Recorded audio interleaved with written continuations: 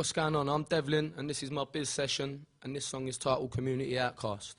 1, 2.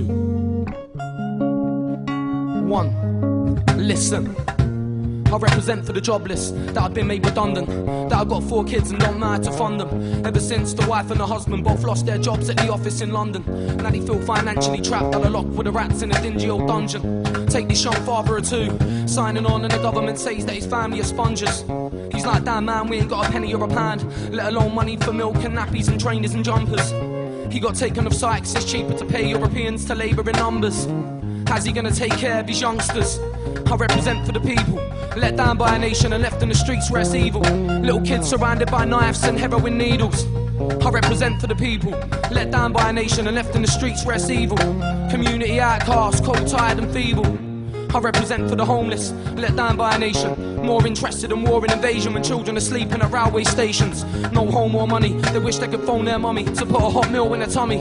So at night when the temperature drops, I'm asking you, remember what you've got. Them kids go home to a cardboard box. They're the sole survivors, warming their hands with the flickering flame of the lighters. All their life they've been frightened, walk the streets with their heads down, knowing deep down inside that they've really been let down by a country that's crippled.